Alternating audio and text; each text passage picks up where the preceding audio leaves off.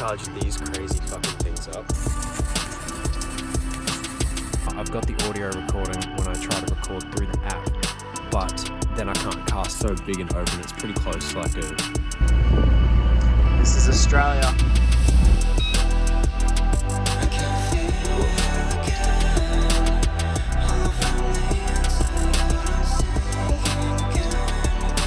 Pull up on the bed, just under my blankets. And like touch shit and still see what I'm doing. I've moved too far, apparently. Good spot. It's like, this is luxury, man. And then I think they put it in under... I wish you could capture scent. But then like the price of rent, like compared to that, is just like fucking astronomical. It's like... it does something to your brain.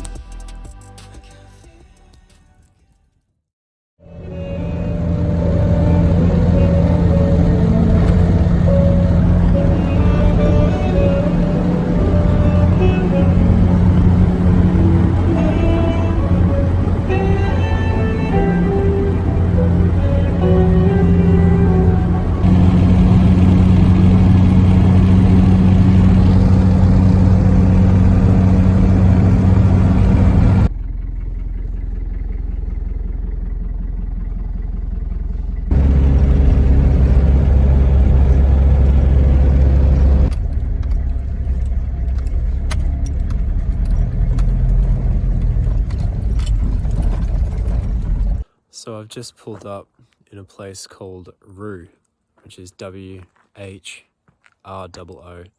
and I was lucky to find this little fire pit here. It's sort of the middle of fucking nowhere, to be honest, which is sort of how I like it. Like, this is sort of typical of like the places that I try to camp. Usually, actually, they're not usually this like open and sort of well established. Like, usually what I try to do is find like a little off-road sort of like dirt track through the bush and then park somewhere like really obscure where nobody's like ever gonna find me, because I like the I love the peace and quiet and just the energy of like sort of the untouched areas where there's no power lines or cars or anything like that. So this isn't quite like that, but it's still pretty good. You can see there's a couple cars that go past just over there, but I'm sort of behind a bit of a hill, so the sound's a little bit sheltered and it should be relatively peaceful. But it's going to be cold tonight. I'm hoping that I can get a good fire going. It looks like there's a little bit of dry wood around. It also looks like this place has been burned sort of, not recently, but in the past. Like, all the trees look a little bit dark. But I'm going to try and find some firewood and get the fire going because it's fucking cold already. And I think it's going to be foggy tonight as well. So hopefully like the condensation inside the van isn't too bad. That's something that sort of happened last night when I was camping. It was a really foggy night and I had some pretty bad condensation. So these are the sorts of things that, you know, I'm a little bit worried about doing this game development trip with all my gear in the van. probably my computer, and that's probably worth more than the fucking van itself, honestly. So, you know, but you have to learn as you go. So I'll just try and mitigate that somehow.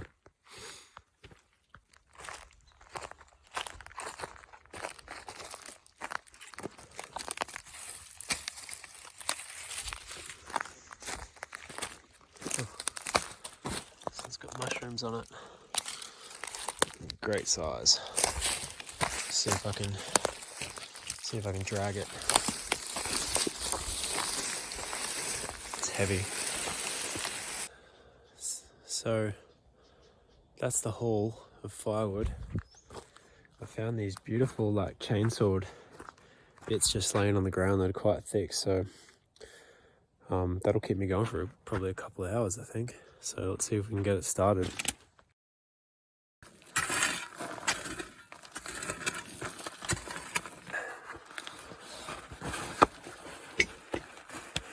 Magic toilet paper. Alright, let's see if we can start this thing.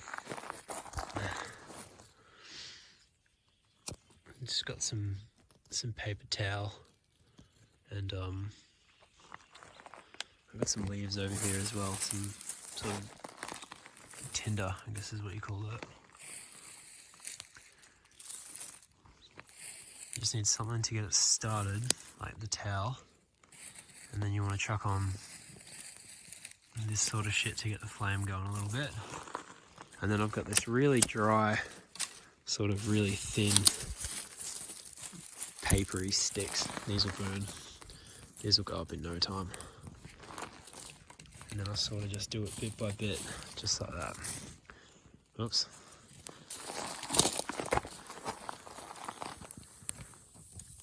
It's very similar to making a game. It's like you've got to put just the right amount of like combustible stuff on at a time, and the load can't be too heavy, otherwise it doesn't catch. And then as soon as you can, you want to move to the bigger pieces, the chunkier sort of tools.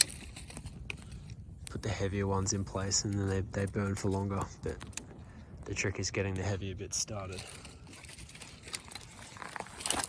because they don't catch without sort of that spark and that little baby flame.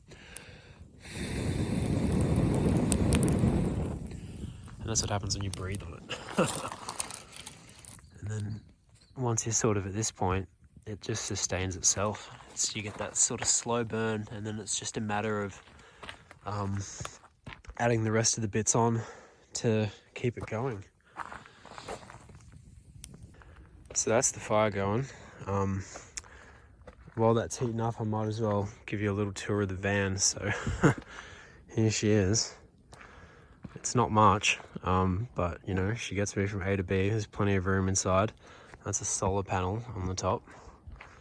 The solar doesn't give me enough juice to actually run the PC. It's only a small one. I've got a bigger one at home that'll probably span like the whole top of the roof, but I'm not confident enough to install it on my own, so I'm gonna leave that for another day.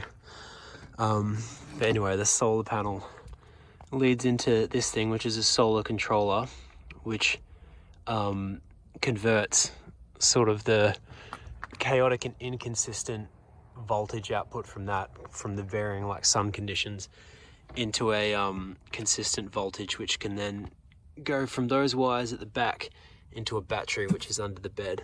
And then that battery is hooked up to this thing, which is called an inverter, and then this takes the direct current from the battery and converts it into an alternating current, so you can use it like with your power board and that. So this is a direct port, I think, which is what I would charge my phone and that from. Like, I have that running into the front, and then I run my maps and that off it, keeping it plugged in so my phone can stay on charge. And then I think this one back here, this is plugged into the power board, which I need to plug in quickly.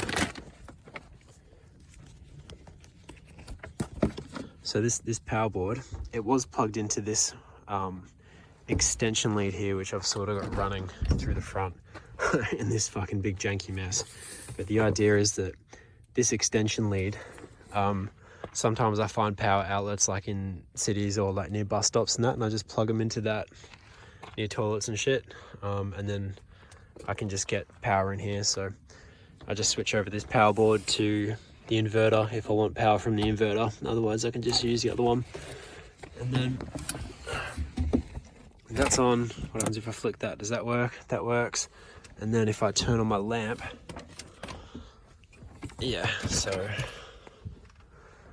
that's the desk there. And as you can see, there's nothing on it, because if I were to drive around with all my shit there, I'd fucking damage my computer. Shit would probably fall off. I could try to stick it down, I suppose, but I think the safer option is I just keep it on my bed. So I've got my computer here, worth more than the van itself, and then I've got two monitors back there. This is how I transport them, and all my cables and shit are just down there in that shoebox.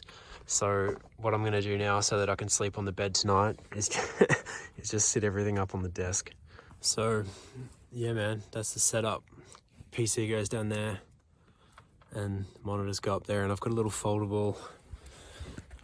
out chair here as well. I don't know if you can see that because I'm on face cam, but that's my little desk. And then up here, this is where I sleep.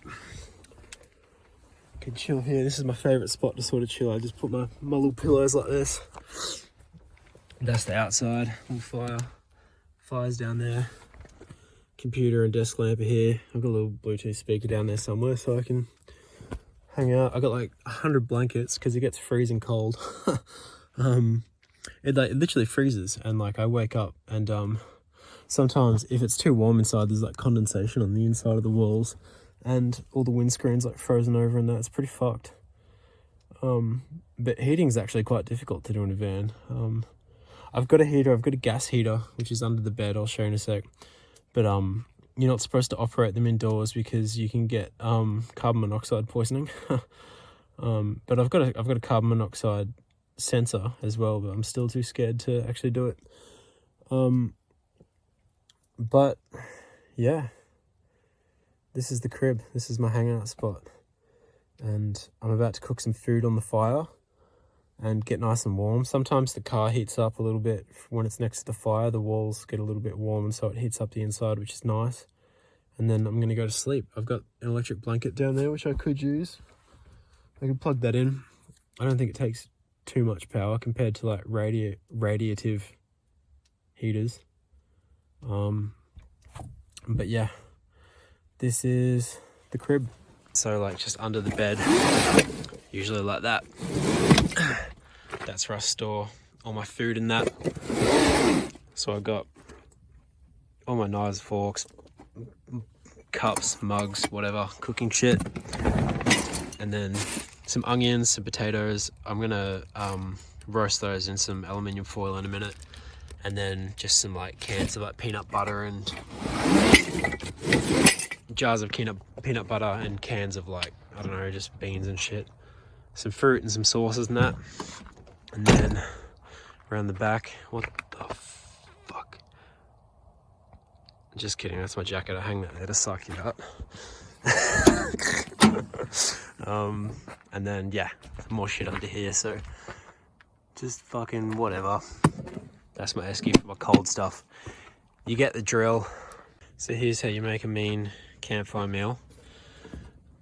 I grew this in the garden at home. I got like so many pumpkins that I brought along with me because we just finished pumpkin season, and so we just packed a plethora of pumpkins. Potatoes, pumpkin. I love onions, they're so good. Basically what you do is you just chop them up a little bit, chop the pumpkin up anyway, the rest are probably just fine. I do a cut down the middle, and then I fill it with some butter or ghee, and then you wrap that up in aluminium foil. You put it under the coals on the fire, which is going fucking crazy now. Look how good that looks. You put it under the coals and you just leave it for like half an hour to an hour or something, and then it's delicious. You can do it with meat as well. I love doing it with kangaroo meat. I just wrap it up and cook it until it's toasty. So yeah, so that's how we do it. Put some butter inside, wrap it up, looks like that, and then we chuck it on. So that's how they're looking. Usually I like to bury them in coals sort of after the rest of the fire's gone out, but I don't have the time to do that tonight, so I'm just going to chuck them on down there and just leave them for a bit, and I don't know, see how they go, make sure they're not burning and melting everywhere. To be honest, like, my fires don't usually look like this. I don't usually get a massive fucking fireplace like this, and sometimes not this much wood either, so usually the fires look a bit more sad, but this is epic tonight. This is really good.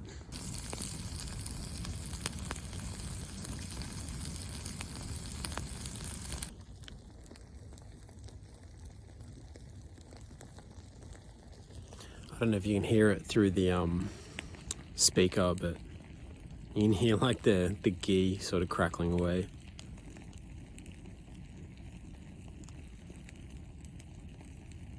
And there's no other sounds out here, dude, like at all. It's quite remarkable. I wonder if you can like see the stars. The sun is like just started to say, yeah, check that out. Even the stars show up on the camera. Isn't that amazing? This is a new phone for me, so... Oh, check that out. Looks like particle effects in a fucking game, doesn't it? Yeah. But yeah, man, I feel happy to be out here tonight. I feel like the silence does a lot of good for me. And, you know, that point sort of dovetails into what I feel like I should probably talk about now is like, why the fuck am I doing this? Like, why, Jackson, did you put your computer in a fucking van and decide that you're going to try and develop on the road with all the bullshit that comes with that, rather than just staying at home and developing at home like a normal person? And the answer to that is twofold. The first reason, which is the one that I've just sort of talked about then, is that I feel like I kind of need this to be healthy, to be honest.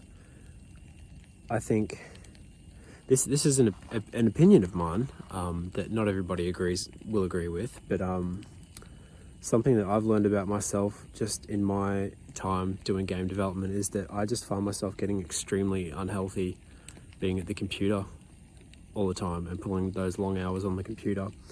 I think it does terrible things for like my physiology, like my posture.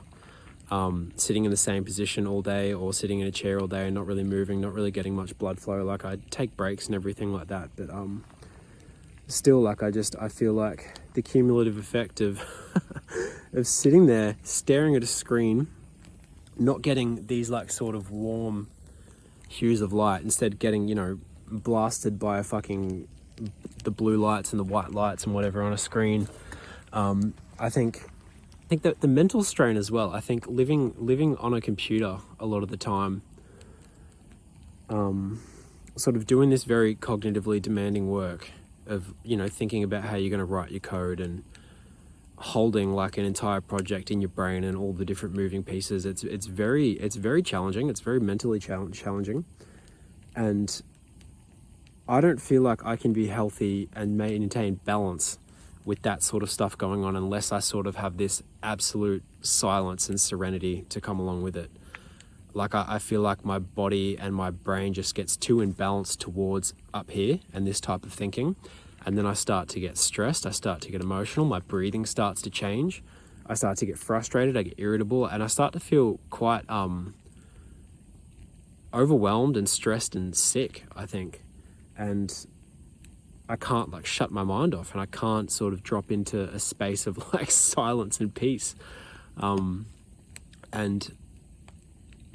the insidious thing about it for me is that I don't realize that it's happening until I'm like really deep in it, and then I go away and like take a break and come out to a place like this, and all of a sudden, like, with nothing to do except like stare at a fire for hours while I wait for the sun to go down, and then wait until I'm tired enough to go to sleep. And, you know, if I don't look at my phone and turn all my electronics and off and whatever, I get into a very different state of like relating to the world and of relating to myself, and it brings me so much back into balance. And I'm just like, oh my God, it's like, this is how I'm actually meant to feel when I'm healthy. It's like, oh my God, I just came out of a fucking like long dark tunnel of a dream of just this like cracked out like psychological reality of just constantly thinking about games and constantly be running thoughts in my head and not actually have the stillness and the felt presence of like the silence of like existence. We're leaning into like more than slightly esoteric tonight with this channel, with some of the shit that's about to come out of my mouth or has already come out of my mouth.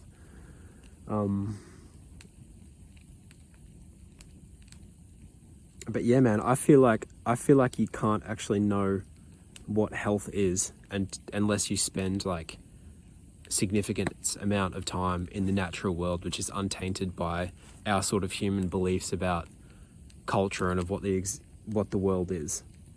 And I think when you reconnect with that, I think that has like a sort of tuning fork effect on your body and your mind and your physiology, which brings you back into like an ancient state of balance. And, you know, thank God that we have national parks and things like that where we don't assert the dominant cultural like thought narratives or whatever onto the world, and we leave it how it is, because it is like such a safe haven and such a profound and beautiful thing to be able to reconnect to, and we'd be lost if we didn't have that. So, you know, thank God for that.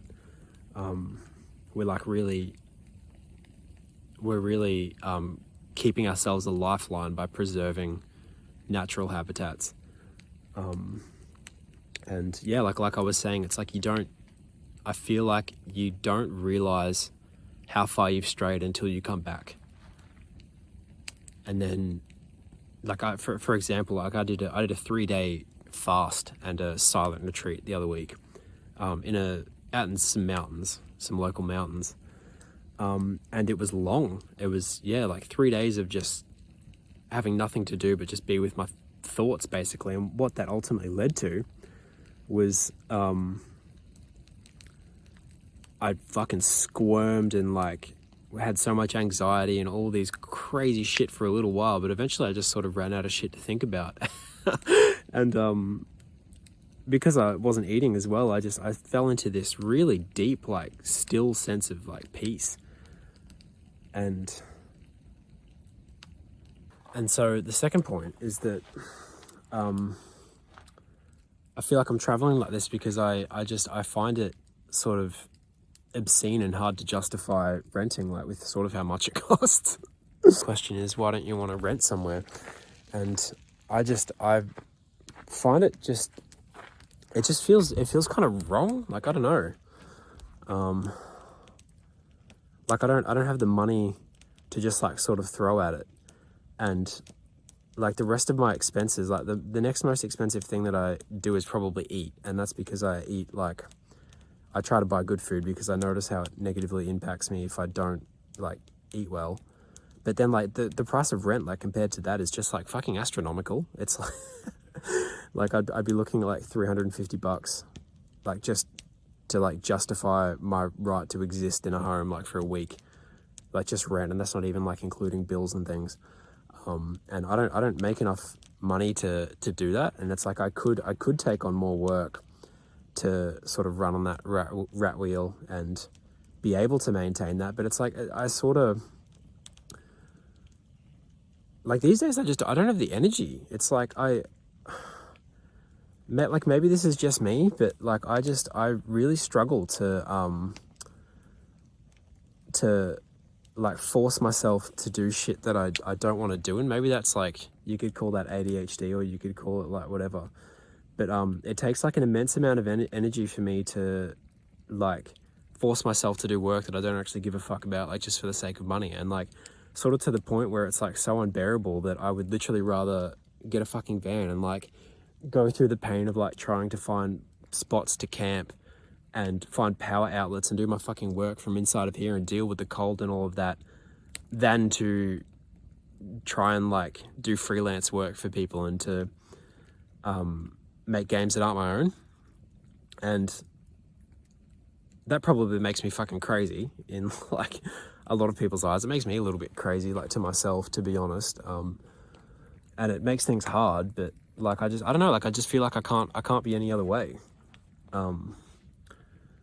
And you know, it's like the reason that I got into game development was to like make my own games. And it's like, you know, I feel like I need to stay that course until it makes me enough money to pay for itself, and like so that I can go and rent and whatever. But it's like until it gets to that point, it's like I feel like I'm gonna do it sort of dirty and do it gritty. And so with that said, it's sort of funny. Like I was my brain's like starting to switch off because I fucking need to eat. So I'm gonna try and wrap this video up. But I finished sort of my holiday road trip just the other day. I went for like 2 weeks just without my computer, and then I realized that I really started to miss it. And so I drove back home to get it And just sort of when I was traveling like that, I just realized that I don't really need like a house. It's like all I really need is electricity, and provided I can set up everything in there like so that it's comfortable, and then I've got power. It's like I feel like I could sort of work anywhere that I wanted, and I don't really need the rest of the extra shit. But it's funny that I was just the other week I was looking for like cabins and things to rent, and I found this one that was about $350 a week, because the rest of them were just like so expensive. I wanted to just do one that was like month by month, and most of them they charge like $600 like for a month kind of thing. Oh, sorry, $600 a week. So what's that, like 2,400 a month? And that was just sort of obscene. But yeah, there was this one guy who got back to me, and it was about $350 a week. But then he didn't respond to me for like a week, and for about a week. And just this morning, I packed up my computer and left in the van, and I drove all the way to this town, and I was gonna try and set up and find a spot to just camp there and use the PowerPoint and see if I could do some development over the next couple of weeks, and just maybe drive out into the bush and camp, and then drive into town and then use the power sort of thing. But anyway, this bloke finally got back to me, and he's offered me a place to stay for a month for $350 a week, and so I'm gonna take it, because I don't know, I'm gonna give it a shot, and I think it'd be good to have like a stable sort of place with a reliable power source where I'm not going to have to go and like scavenge from like a toilet or something. So my plan at the moment is to go and set up there for a month, do a bunch of work, see if I can make some money to keep renting. If I can, then maybe I'll stay there for a bit longer if he's going to let me. And then if not, then I might just get back in the van, and I might drive around and find some other spots and see if I can work. I've got a few places in mind where I know that they've got some power outlets sort of in some semi like quiet spots where I feel like I may or may not be disturbed and harassed and asked to move on, like I don't know. But I've also had the thought maybe I could see if I could do like a long-term like powered campsite rental or something. See if they can do like a discount if you're going to stay there for a while, but who the fuck knows? All this sort of shit, like the hardest part about it for me is just like the organizational fatigue, like trying to research these places online, find out where they are, contact the people who run it. I've got to like drive there and check it out and see if it's actually like as quiet as like they advertise it to be, because I feel like I'm quite sensitive to sound, and like if there's going to be like people partying and barking dogs and shit like that, it'll just drive me fucking mental. And so, you know, it's just the hardest part is just like fucking making all the decisions and finding all the opportunities and then following them up and whatever. And so when this guy offered me this place, I was just like, fuck it, I'll just take it, just take my money, and we'll just see how it goes. I've been out there to check it out, so he wasn't there, but I went out and checked out the area. Anyway, I'm rambling, dude. Like, I'm talking about all kinds of crazy shit, but I'll tell you what, man. I wish that you could capture scent through the phone, because it's my little cooking spot. These smell fucking so good, and they're on fire. It's funny. The onion, man. The onion. It smells fucking delicious. Here we go. Let's open it up.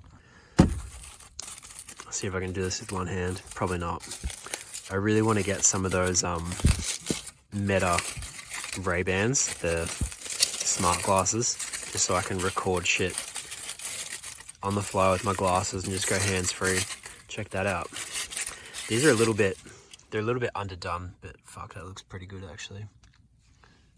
Yeah, that's gonna be delicious. That's the potato. Usually I like to do them a little bit longer, so that they're a little bit more crispy. Oh god, you're gonna sit here for fucking half an hour watching me trying to unwrap this fucking onion. Oh my god, I'm making such a mess of this. I'm gonna have to clean my whole fucking room. Check that out. Oh, that's hot. Oh my god, it smells so fucking good. It's like barbecued. I'll put some ghee in that as well. Now I'm gonna fucking add so much salt. I'm gonna grab like an avocado, maybe an egg, and some probably peanut butter. Lol. and fucking chow down. I'm so keen.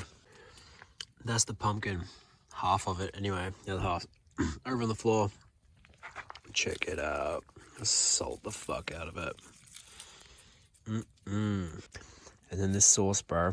I don't know if you can get this. I think it's a local one. Yarrawonga, yeah. But this shit is the fucking best thing. Oh my god, I'm running out. Dang, dude. What's even in it? Let's have a read. Can we read it? Where's the ingredients, bro? Oh, here we go. Right in front of me. Isn't that funny? Oh, I've lost it again. Where the fuck is it? Jeez, I'm like losing my mind tonight. Extra virgin olive oil, white vinegar, sugar, onion, salt, poppy seeds, mustard, turmeric, and xanthan gum. That's it, bro. I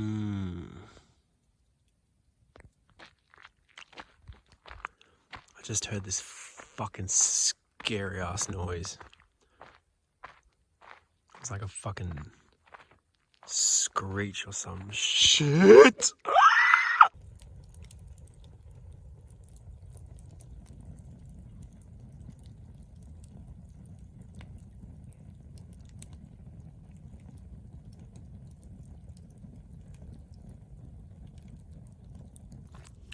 I'll tell you what, bro. One day, when we've got ourselves a studio, at least, well, I don't know how often, but we'll have some sort of ritual where it might be every week, it might be every month or something like that, but we all gather around a literal fire and we yap and brainstorm game ideas. Just fucking going crazy with it. Telling stories, spitting ideas, thinking about what we could do, what would be fucking sick, and just hanging out and spending time together. I think having a fireplace, like a, I don't know if we do it in like a in a building somewhere, or if the fireplace would be at the center of like a bunch of different buildings that are all scattered around like sort of the same land where people do their work in their different departments. But the fireplace goes in the center, and every so often as we all gather around it and we break bread and eat food and tell stories and picture the future and talk about all the crazy shit that we could make. Wouldn't that just be awesome? I think there's something magical about fire, man. Like, just sitting here and staring into it. It does something to your brain.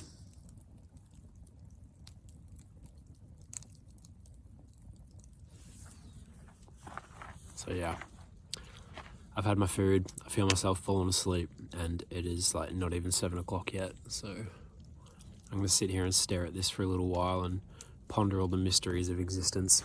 Maybe look up at the stars a bit. Yeah, I don't think you can see them on the camera. Or move away from the fire, and maybe you can, who knows. No, maybe not.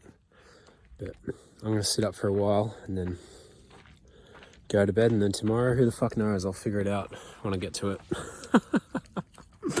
Anyway, thanks for watching this far, and I hope you have a good day or a good night, wherever you are.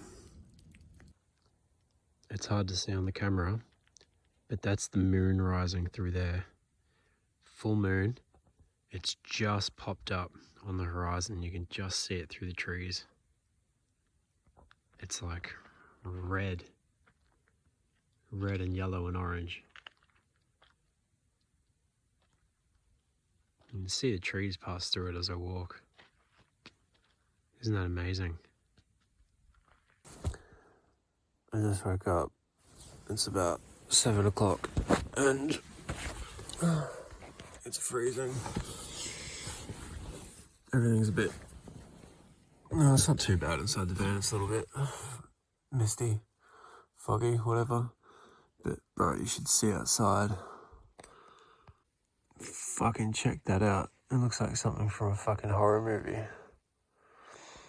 There's fucking demons out in there. Fog spirits. Oh my god, I don't want to get up. It's gonna be so cold. But the fire's still down there, and usually that's still warm, so I'm gonna go and chuck some stuff on that and get that going. Oh, I'm tired.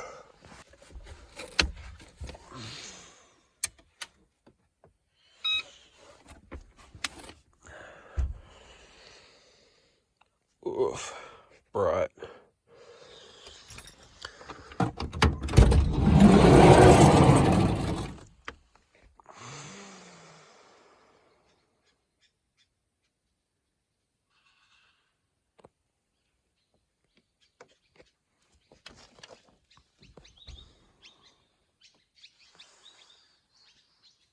Oh, look at the moon. How's that?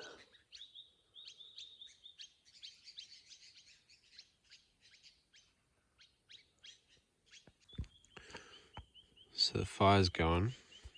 I didn't even use that much wood last night. I've still got these massive ones left. I only burned one of those big thick ones, but I need some more of this like sort of kindling stuff, so I'm gonna go collect some of that. I dumped some shovels of ashes like along the door there last night to try and keep the van a little bit warm. Not ashes, sorry, coals, and I think it worked. I was pretty warm in there overnight. But yeah, let's see if we can find some kindling.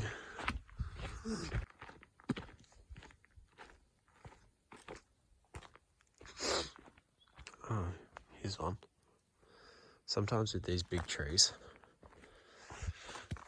these dry ones, I like to just fucking just boot the cunts down. That one broke way easier than I thought it would. I'm gonna get that in a sec. I'm gonna go see if we can find some more. This is another sort of byproduct of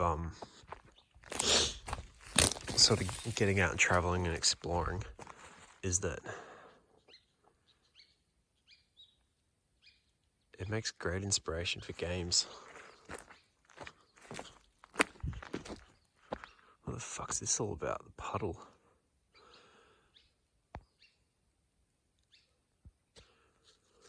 This is where you hear the siren song before you get lured to the fucking pond and pulled in. Look at this shit. Fuck, look at that tree. Chuck that one on the fire.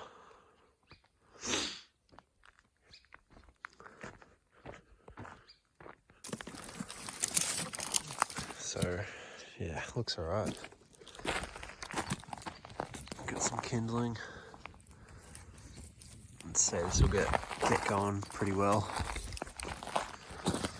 I'll tell you what, dude, I've made the executive decision that I'm going to buy some of those Meta Ray-Bans. This video would be so much easier just if I could wear my camera on my face. Or maybe I should get a GoPro.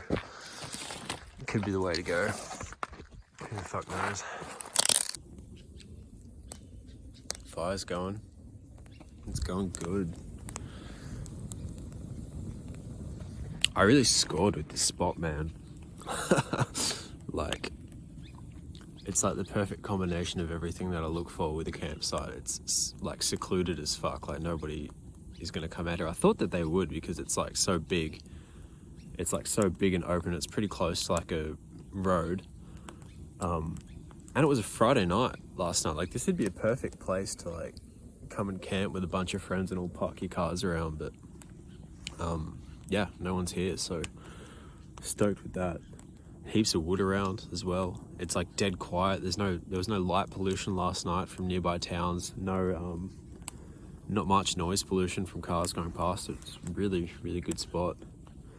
And I also learned that last night was Friday the 13th.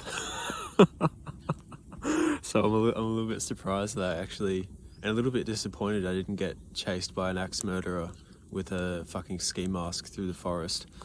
You know, that really would have made the trip like perfect. You know, that was just the one thing missing, was just like a murderous like chase. for your life. But oh well, always next year, I suppose. So the plan this morning is I'm gonna let that cook for a little bit. I'm gonna wake up and like maybe do some, like I might go for a walk or like do some yoga or something. It's still quite early, but I'm gonna chuck some I've got this stainless steel pot in the back that I'm gonna try and cook some meat on the fire. It's some like meaty, bony broth sort of deal, and I haven't done it before, but I'm gonna give that a shot and let that simmer for a while and see if it's any good, and then I'm gonna carry that with me in the van. One thing about like traveling like this is that it can be a bit unpredictable if you're moving between spots, like where you're going to be able to actually find a spot to camp and light a fire. Like there's not always like forests around unless you like really plan ahead. But then like trying to find a spot in the forest and then find a spot in town where you can get like a power outlet as well, it can be a bit of a pain in the ass, like jumping between. Especially if you're on the move and you're not staying in the same spot, you've got to sort of like find these spots on the fly, which can be a bit hit and miss. Especially if you're closer to the city, there's like not that many. It's very difficult to find places that are untouched and quiet and where there's like lots of dead wood that you can burn and be left alone. But yeah, so my plan is to cook up a bunch of that sort of meat stock stuff today. And I'm going to carry that with me so that I can eat that. It's going to sit in my little fridge in the back. And then after that, I'm going to do some stuff on my computer. I'm going to do some work on some courses that I'm making. So I'm going to do that on my laptop. It's fully charged, and I can charge that using the inverter in there without too much problem. So in particular, I'm going to plug what I'm working on. I'm working on what I'm going to call it's going to be called like Blueprint Fundamentals playlist or something like that. And basically what I'm going to do is I'm going to try and do about 20 hours of content. It's all just going to go on YouTube. It's going to be free. I'm going to try and do about 20 hours of content where I just go through basically everything I know about how blueprints work, so that you can watch through the whole thing and spend a lot of time with me and see how I do things and see how I think about things and see how I do like game design and planning these different examples and all the basic theory about like, you know, how events work and how to use all the different assets like interfaces and event dispatches and all the sort of nitty gritty but theory, and then sort of do it all in these detailed examples. And the idea being that, you know, you can watch through the whole thing, it'll be beginner friendly, and then sort of come out the other side and feel like you've sort of taken a university course in the basics of blueprints, and then feel confident that you're able to make your own games and conceive of a mechanic or conceive of a system or something that you want to build, and then reasonably know about how you're going to go about doing it, or at least one way that you could go about doing it. So that's what I'm going to be planning today. I'm going to try and shoot that video, those 20 hours of content or so, in the next month while I'm renting this cabin. It's a cabin out on a farm. I don't know if I mentioned that, but it's pretty cool. It should be pretty quiet. I hope it's pretty quiet.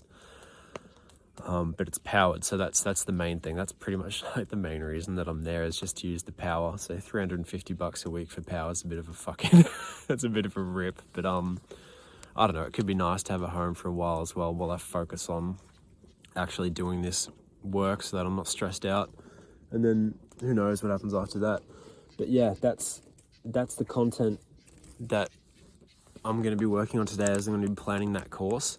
And there's also another course that I'm going to be releasing. It's going to be a paid one, which is going to be, it's called the Indie Dev Intensive, and it's a 12-week guide to designing and planning and developing, and then finally finishing a game of your own. So it includes all of those steps in the different weeks, and has some tasks that go week by week to sort of keep you on track. I'm very happy with how that turned out, to be honest. Like I feel like I've poured my heart into that, and it's something that I feel like I've learned a lot about from the last like 7 or so years of game development and working on my own projects. I feel like there definitely is some like common pitfalls that come up again and again and again, and I feel like I've got a grasp on a method that works for me in terms of like, you know, how I do my designing in the beginning, and then how I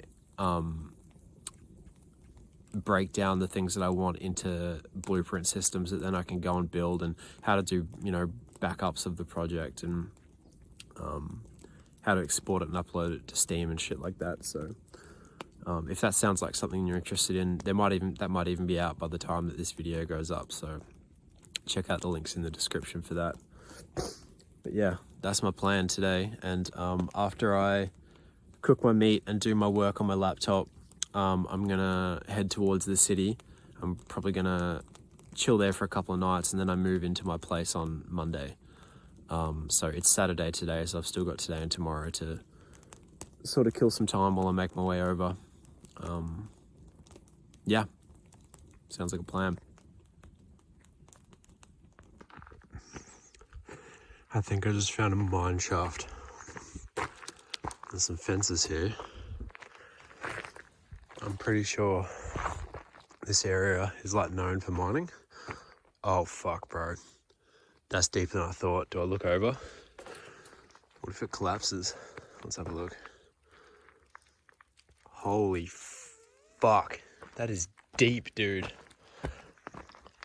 Oh, shit. Oh my god. Fucking check that out. So they've obviously caved it in. Maybe it used to go deeper, and maybe it went like under where that water is. Like maybe it sort of went curved or something. I don't know. Look at the texture of like the sides. Just the stone. It's quite gorgeous actually.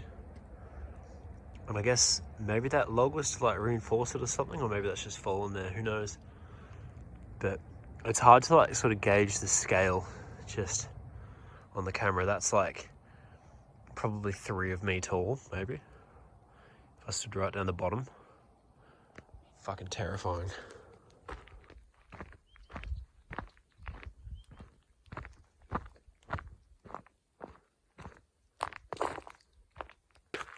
So I was at a museum in one of the surrounding towns here not that long ago, where they had a massive gold rush. And they told this story about the Chinese who discovered it. So the Chinese came over on boats. This is like 200 years ago or something. And apparently they weren't able to dock in like the port of Melbourne because there was like a racial discriminatory like act against like Chinese trying to get into the country. So it was going to cost them heaps of money because they'd bring like thousands of people on a boat at a time. And so what they had to do was they'd park their boat in like Adelaide or something in South Australia, which was like 500 kilometers away from the mining site where they were trying to get. And so what they would do is they'd park the boat there and then single file walk all the way to the mining site with all their fucking pickaxes and mining gear and camping equipment and food and shit just on their backs. And like heaps of them died. But they got there, and this isn't the spot that I'm talking about. It was like one of the ones closer by, but I imagine this was like digging for gold as well. They get to their spot, and they're searching for, it's called like alluvial gold, which is like surface gold. Apparently it gets like washed downhill like from the rain and stuff, and accumulates in these big deposits that are on the surface, but are like not that deep. They're like 1 to 5 meters below the surface. And sometimes they can be like 5 meters thick, like basically just like, just dense with gold. And anyway, so they went out to this like strange town called Ararat, which is what it was called. And people are just digging, and there's like Europeans and all kinds of different people there. But anyway, the Chinese, they discover this like mad fucking vein of gold that nobody else has found.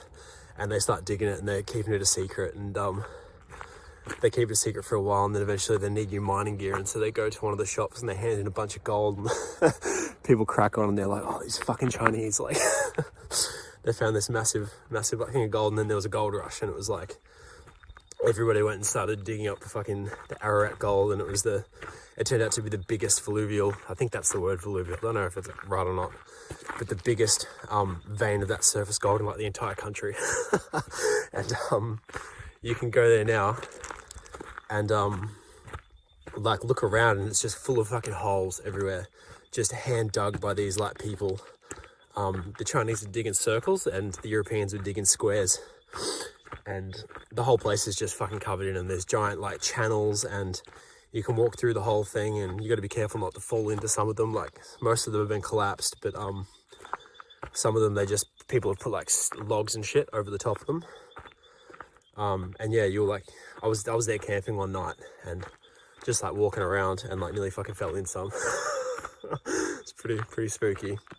But yeah, that's some Australian history for you about the Ararat gold rush.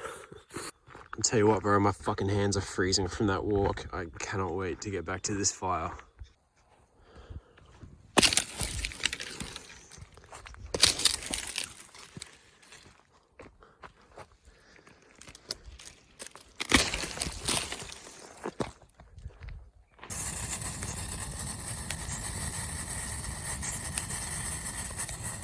So here we are in the crib. I had to plug my laptop in. I thought I charged it at one of the libraries, but it seems to have gone flat again somehow. So I don't know what the deal is with that. But if you ever decide to do a van trip like this and try to game develop on the road, libraries are a great resource. You get Wi-Fi and usually PowerPoint so that you can charge up all your shit, get what you need to get done on the computer. And even if you were just going to game develop on your laptop, that'd be it's a viable strategy. Like, you don't need to bring a whole PC with you in a fucking car. Like, you could sort of do a bit of work on your laptop in the library here and there, charge it up, pack it in the car, work on the road until it goes flat. Maybe, if you can get like a solar panel and a inverter and stuff, you can charge it up on the go. Like, I don't think the laptop takes too much power. So, you know, if you've got a strong enough solar panel and you just want to run a laptop, like, I don't think it'd actually be too difficult. So the other thing that I'm doing is I'm charging my VR headset. That's flat as well. Like, how dare all this technology not be available at the instant that I need it. But I just had a crazy thought, like, when I was out here, like, wouldn't it be fucking sick to do some like AR or like VR stuff, particularly AR, like out in the open space. Like, I was just thinking, like, I don't know how exactly I'm going to do it, but if I fuck around in Unreal and shit, I was thinking maybe you could like design a game to be played out in nature like this, and then have enemies fucking spawn behind like trees and shit and come running at you. I don't know, man. Like, I just think I just got this headset like just the other week, and like I haven't fucked around with it all that much, and so like my brain is just like, it's still very optimistic and brimming with possibilities because I haven't yet faced the limitations of like trying to develop with it. But I do think that AR and VR tech is really I think it's the future of gaming, like digital virtual worlds and gaming. It's like once you put on a fucking VR headset, dude, it's like, it's just I feel like it's a game changer. Like, I don't even play VR games. Like, I've only just got this one like last week. I put it on for like the total of like an hour with my brother, and like immediately I was just like, holy shit, like this is just insane. Just the way it even, I'll show you it all in a second when it charges up.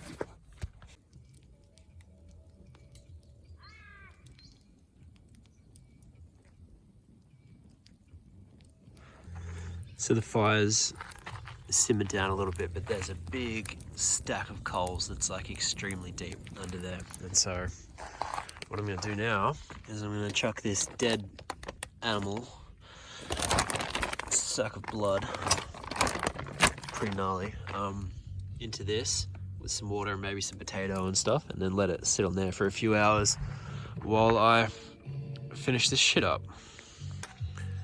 Bit of onion, doink, doink, and then I've got some beef tallow. There's only a little bit left, just like that. I'm just gonna dump that in, and then I think I've probably got some salt. Yeet. And then I think I might just top her up with water.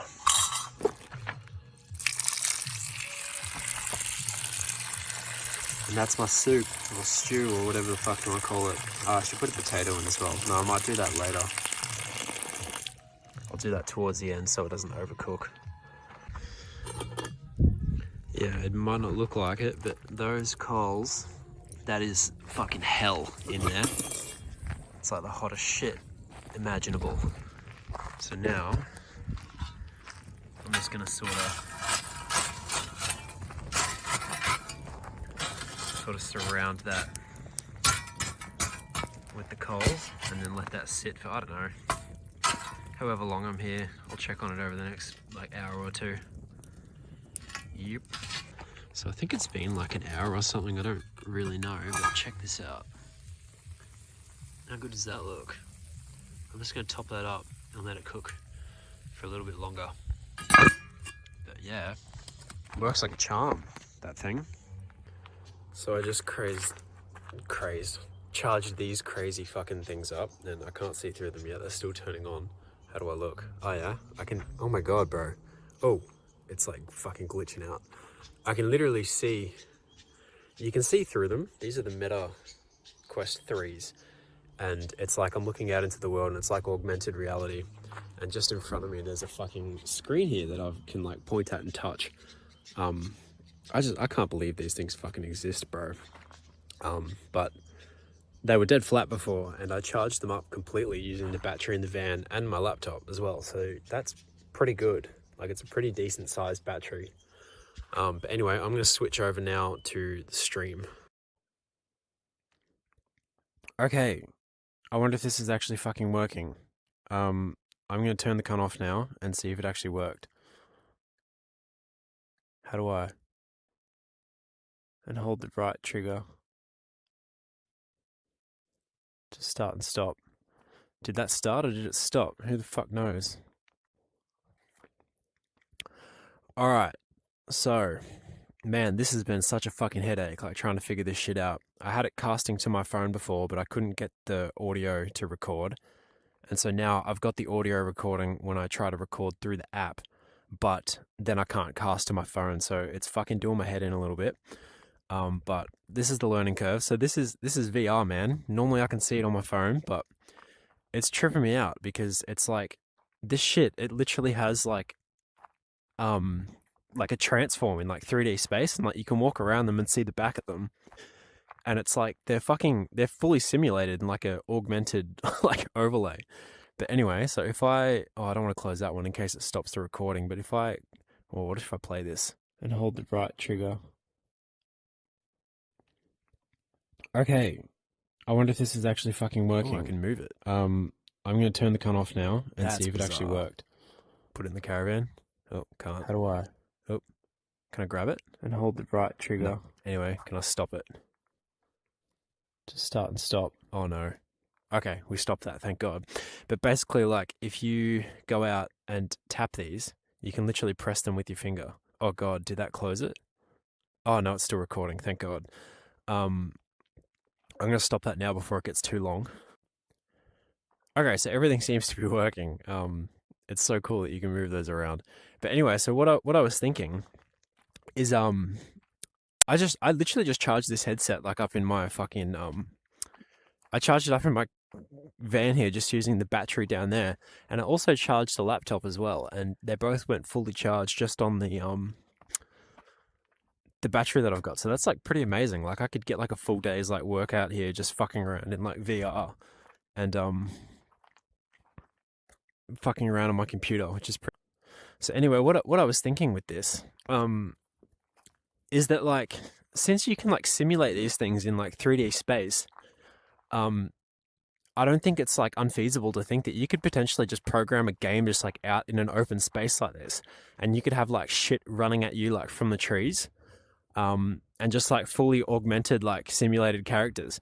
And because it's like AR like this or mixed reality, I can run around and like explore and like touch shit and still see what I'm doing.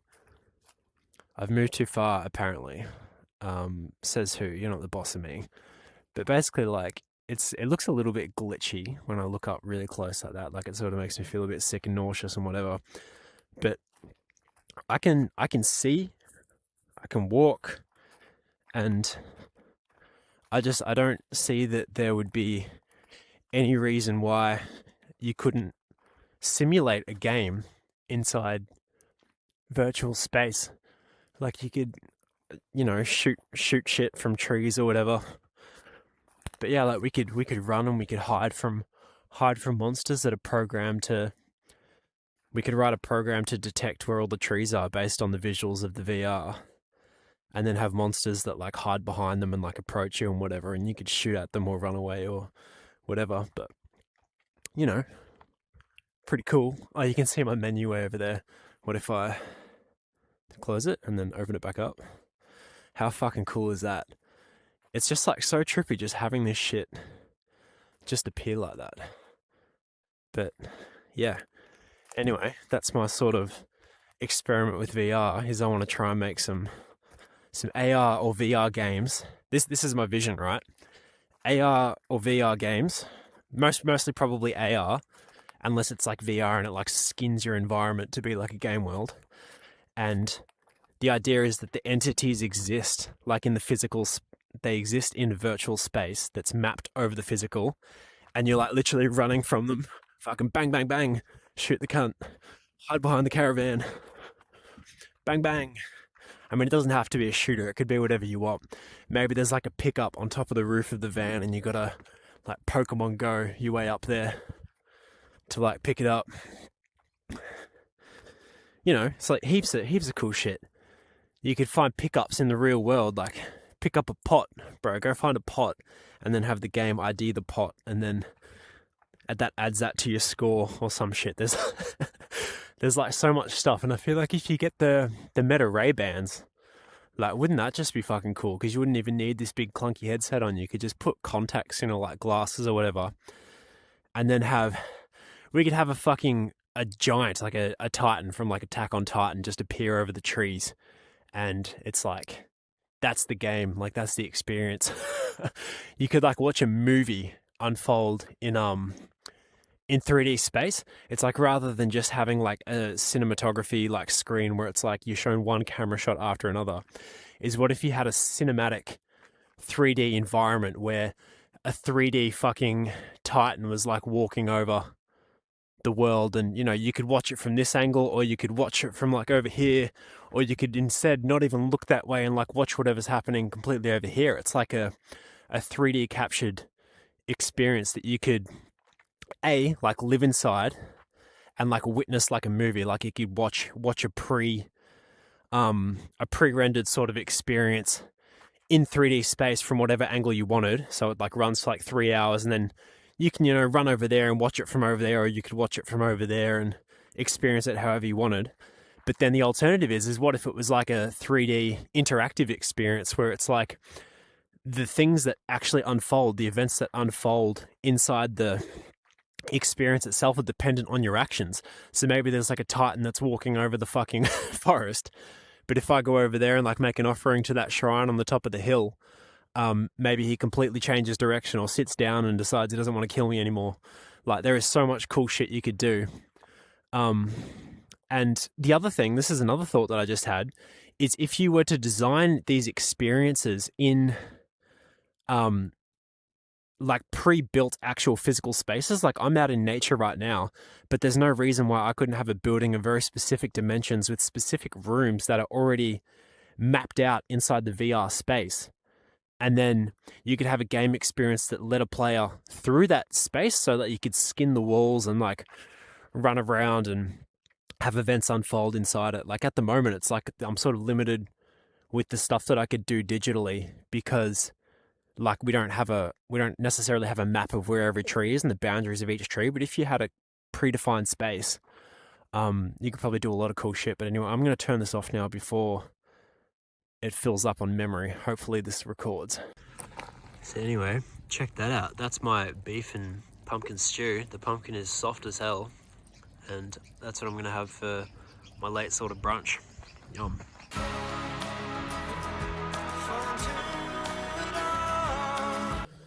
It's a little bit sunnier now. The sun's come out. It's about 12:30, and I just had my stew on the fire there. It wasn't that great actually. There wasn't enough meat on the bones, but it was still pretty yummy. But yeah, it looks a lot different out here now that the fog's gone. It's a very beautiful area. It's still very quiet. There's a few cars around. There was a guy like chopping some wood up there earlier, and I think there's someone parked over there. But it's still a very serene and quiet area. Someone's doing chemtrails above. Fuck me in the arse, cunt. I was out camping the other day actually, and it was like sunny all day, and one of those planes flew over, and immediately in the next couple of hours it started to piss down rain. It rained all night, so I don't know if that's how cloud seeding works. I think it is. Whether it works that quickly or not, I don't know, but yeah, it was pretty bizarre. Made me feel a bit dirty. I felt like I was under artificial rain. But anyway, I digress. So I've got all my shit packed up now. My monitors are pulled down. I've got my stuff packed away there. Some rubbish I got to take to the bin. All my computer and stuff now is all up on the bed, just under my blankets. The monitors are down the back there. I put it here. I don't have a carry case for it yet. I might get a carry case eventually, just for a bit more like safety. But on the bed, it's like, it seems pretty safe as long as I drive carefully. And I just cover it up so that people can't see it and they don't get tempted to fucking break in, because you never know. And so, yeah, man. The plan now is I've got my place that I'm starting to rent on Monday. It's Saturday now, about midday on Saturday, so I'm going to slowly make my way over. But my plan for today is I am going to see if I can get to a library, and I'm going to download Unreal Engine for my laptop. I had to get my laptop repaired recently because there was some problems with it, and I think they wiped it and then put all the data back on it, but it doesn't have Unreal Engine on it anymore. Or maybe I uninstalled it, I don't know, but I want to get the latest Unreal Engine, and doing that from the hotspot on my phone is probably going to be a bad idea. Although I could check how much data I've got. It could work, but it'll be slower probably. I don't know.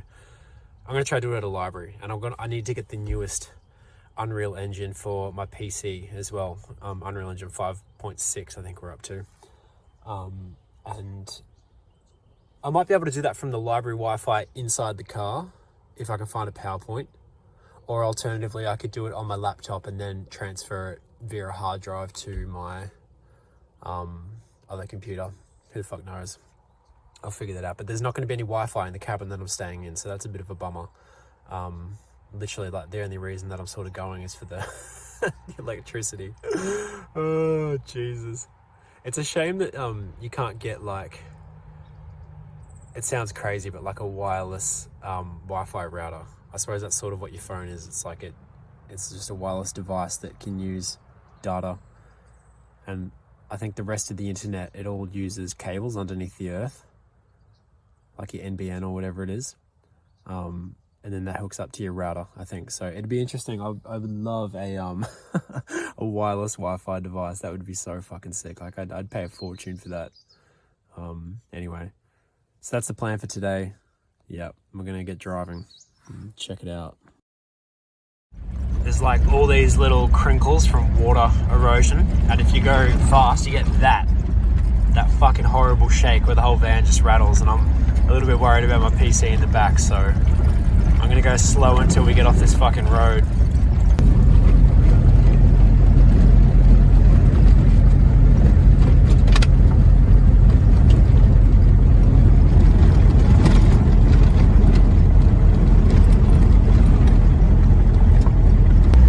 Finally, we're back on a normal-ish fucking road. So much smoother than the last one. Still in the middle of nowhere though. This is Australia.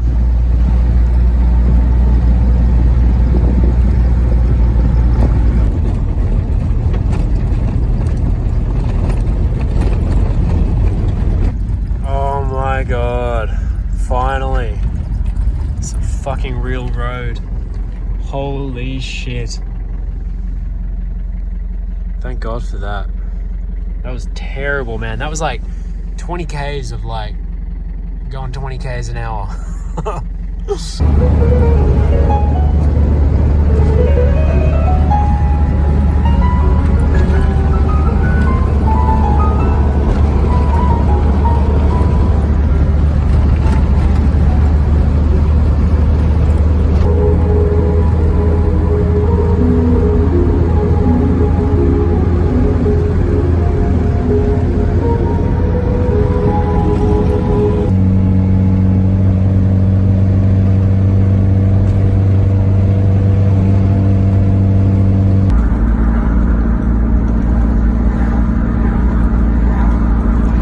small change of plans tonight. I was gonna go and do the library and shit like that, but I've actually just reconnected with a friend of mine who's in Melbourne that I haven't seen in a couple of years, and so I'm going to be staying with her tonight and catch up, see how she's going, and then probably tomorrow I imagine I'll continue with the adventure, and I'll have to find somewhere to stay tomorrow night, Sunday night, out in the bush probably somewhere. I don't know, we'll wait and see.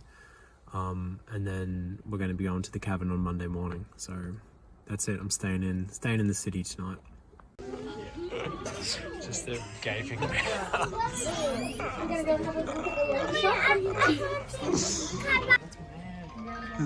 good. Oh, they're enormous. Yeah. It's the sounds, isn't it? I always had a soft spot for these ones with the little dots on them. I don't know why. It's just it reminds me of very good. Yeah.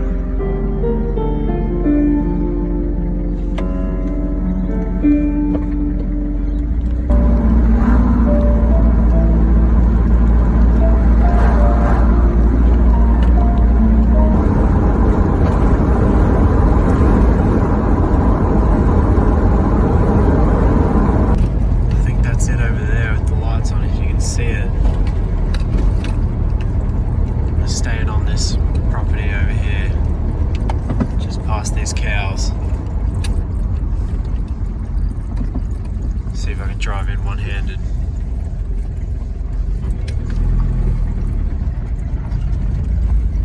Yeah. This is the spot. It's one of those areas down there.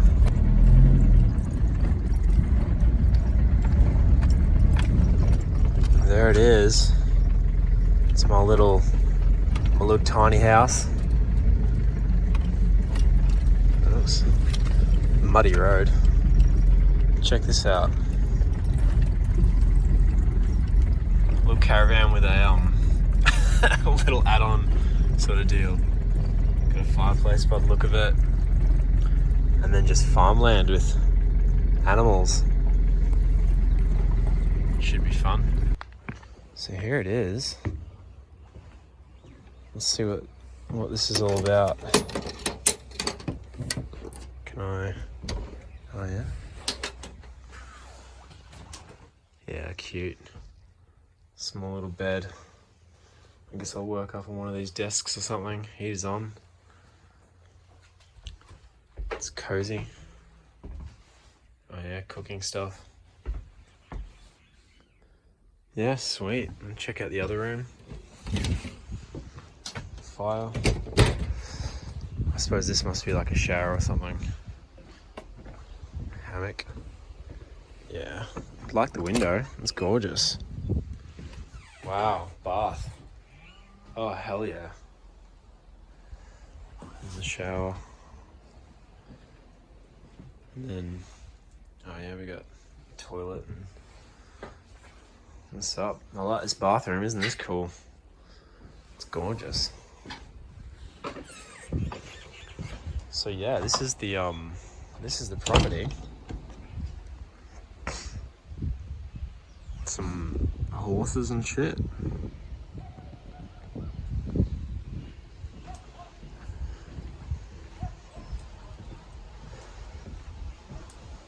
Looks like we got some like turkeys or something down there. It's funny.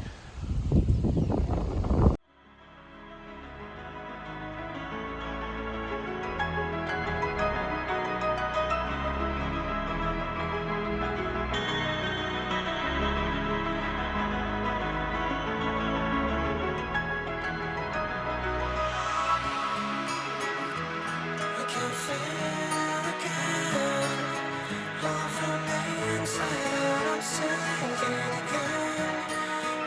So here we go. This is the crib. PC's set up. I got my pumpkins from home.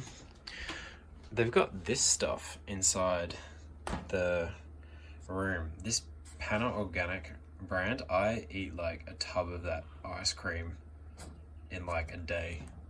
It is so fucking good. So they've got this hot chocolate, which I haven't tried before, which I'm very excited to try. But yeah, this is the setup. So the PC's working. I had a problem with the display port and the HDMI connector when I was back at home, and I couldn't get both screens running at once. There was like an update that fucked everything up. But the people at the computer shop in my local town have fixed it up for me. They've also changed a fan for me. The bottom one was being a bit glitchy. I think the bearings were fucked. And they also put in a new hard drive for me, which that's my old one.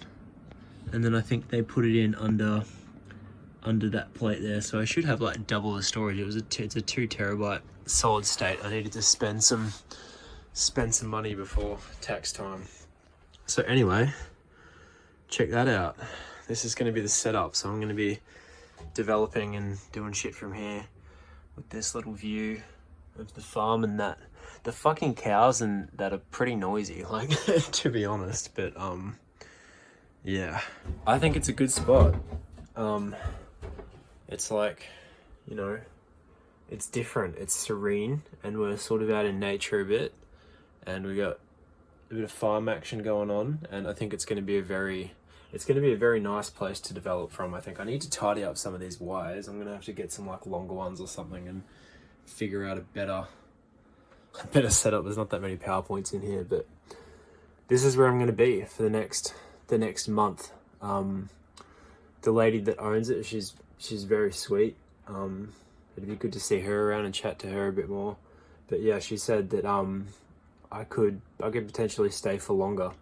I've just got to let her know in the next couple of weeks, so I'm going to stay longer. So I don't know, we'll see how I settle in and if I'm happy and if I make enough money, and then if I do, then I might stay for longer. Otherwise we'll hit the road again, but who the fuck knows.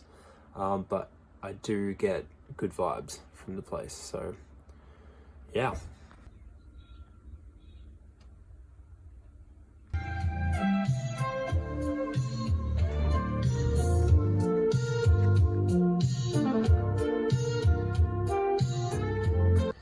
I'll tell you what's gourmet, bro, when you go from living in the bush to having electrical appliances to just cook crazy fucking food. This is luxury, man.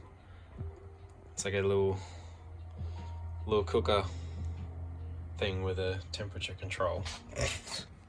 So yeah, man, I'm all set up now. I got my computer and that. I got my headset charging on the computer. I figured out how to transfer the movies from that to my PC, so that's good. There's no Wi-Fi out here, unfortunately, so I'm hotspotting everything from my phone, which is fine because I've got like 800 gigabytes of like bank data from my Amasim plan, and it only costs like $20 a month, so it's fucking amazing. I've been with them for years. But yeah, like I'm all set up. I've got my little cooker thing going now, which I'm going to try and turn down because that looks like it's freaking out. I've never used one of these before. I'm used to the old ghetto campfires, the campfire method. But and I got my rice cooker up there as well, which I'm cooking some rice in. Imagine that.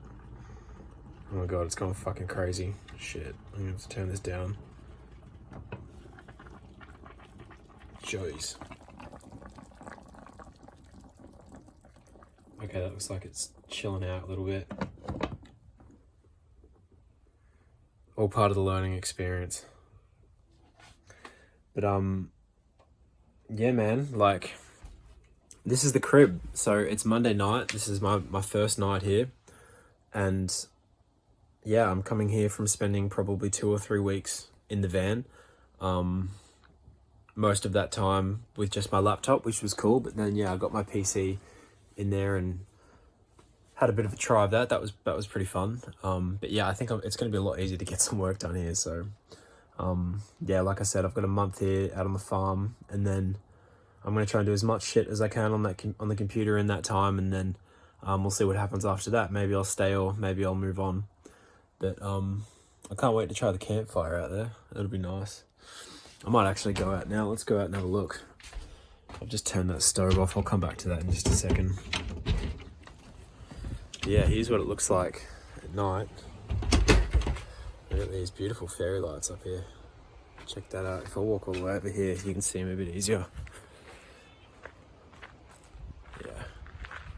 Cool, huh? Maybe we can go for a quick little wander around the edges here. So just over here behind me, there's a bunch of chickens, geese, turkey, goats, a few dogs,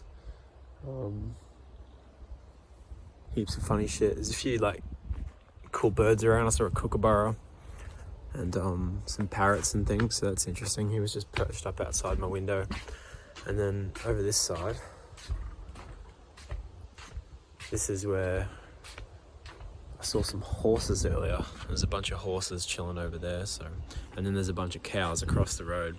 And I'm not gonna lie, it's like actually pretty noisy, which isn't what I was hoping for. But it doesn't bother me as much as I thought it would when I was living in town. And the reason that I wanted to come out on this trip was to get away from the noise of town. But that was sort of different because it was like people neglecting their animals and like people doing burnouts in their fucking cars and shit, rather than animals just being animals and having a good time, which is sort of the case out here. So just before you go, I've just got a couple of things that I just want to mention and perhaps invite you to do if you're interested. While I'm here, I'm going to be working on something that is, I've provisionally titled in my brain the Blueprints Fundamentals course, and that's going to be free. It's going to be, I'm going to guess about 20 hours of like YouTube content, maybe more, maybe less, where I'm going to be going through basically the basics of everything that I use sort of in my day-to-day doing like indie game development in Unreal Engine. So I'm going to explain how like all the blueprint graphs work, how to use all the different data types, the different actor classes, how to use events, and I'm going to try and really make something comprehensive and easy to follow and sort of explain some of the theory behind like why I do things the way that I do and some of the best practices, I suppose, that I use. And we're going to do a lot of examples and sort of perhaps some sort of stranger sort of examples to really illustrate like different use cases that you don't normally see perhaps in just like common tutorials. So if that sounds like something that you're interested in, or if you want to just see more of this sort of content, like this travel blog content, you know, let me know in the comments. It's always good to get feedback on the things that I'm posting, and if it's resonating with you, so that I can do more of it, and so I know what is actually helpful. So yeah, if that course sounds cool, drop a comment, and you know, make sure to subscribe and hit the bell so I can reach you.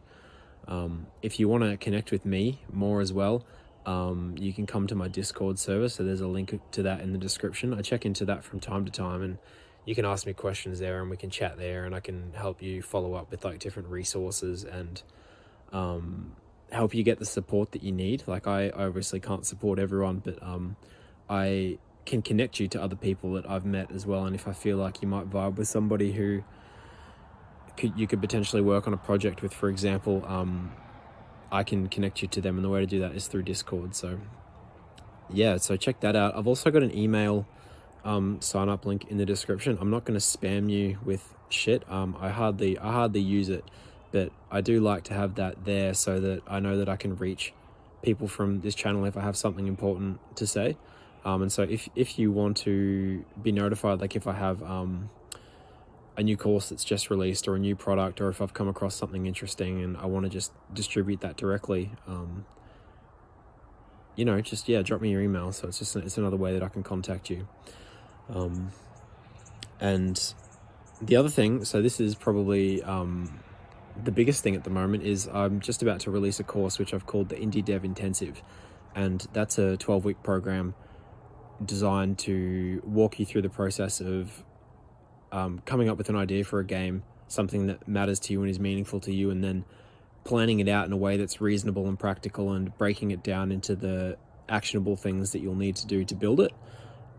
So that's things like writing pseudocode and planning your blueprints, and all of that. And then I show you how to set up your project with backups using GitHub, and how to do your packaging settings and all of that, how to package your game and upload it to Steam. And obviously, of course, there's a lot of weeks in the middle that are dedicated specifically to developing your game. And developing your game over a long period of time, you'll probably spend about 8 weeks developing out of the 12. And, you know, in that time, I share all of my tips and tricks and tools for just surviving, basically, because indie game dev can be fucking brutal, man. It can be so brutal, because of many reasons, like ranging from just feeling overwhelmed with how much there is to do, not being able to make realistic plans, or, you know, trying to be too realistic and then losing motivation because you just hate your project. That's a big one. And, you know, just how to actually make your plans and break it down in a way that's practical and reasonable. You know, I share all of that, and how to deal with self-doubt, how to get feedback from people that you trust, and what sort of things to look for when you're getting feedback, and etc. Just basically, it's the whole deal. Like, it's the thing that I'm the most proud of that I've made for this channel so far. And I really feel like anybody who goes through that course will come out the other side with a deeper understanding of what it means to be an indie game developer, and a new set of tools in their toolbox for tackling that together. That's my hope anyway. So yeah, stay tuned if you're interested in that. I'm going to be sharing some stuff from that to this channel, and I think that's just about it. Let me know what you thought of this video. This was a bit different, so if you want to see more of this, you know, make sure you let me know. And something I will quickly mention as well is that I am opening up for consultations as well. So just, you can pay for like 45 minutes to get on a call with me. There'll be a link to that in the description, and I'll update that with the times that I'm available and etc. I'm in Melbourne time zone in Australia, so that's something to keep in mind. But yeah, like, if you want to chat, I think one of the best things to do to, you know, solve problems and survive in game development, and to stay sane and to get the support that you need, is to just chat with somebody who's in the same boat, and, you know, maybe has a bit more experience in some of the things that go into making a game. So if you want that kind of support, then yeah, hit me up, and we can talk about blueprints. I can help you with like specific stuff, but I can also, you know, just talk with you as well if you want to just talk about, you know, maybe game design, like you want to figure out what isn't perhaps like a reasonable plan for your game, or help you like figure out an approach that you want to take to developing everything, or even if you just want somebody to tell you that you're not insane, and that and that you know, encourage you and remind you that you can do anything that you put your mind to, and to help you by walking alongside you through that, then yeah, hit me up, because I can talk with you and we can do that. So all those links will be in the description, and yeah, make sure that you leave me a comment, let me know what you think of all this, and I'll see you later in the next video. Have a good day or night, and goodbye.